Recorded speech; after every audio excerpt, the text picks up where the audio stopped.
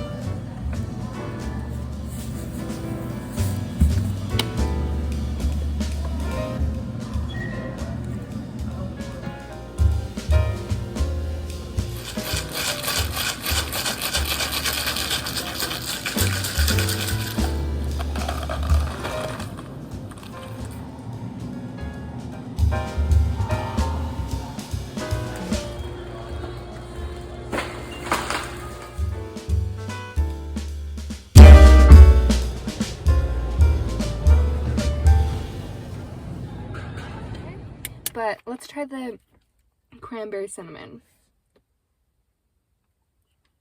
Grapefruit.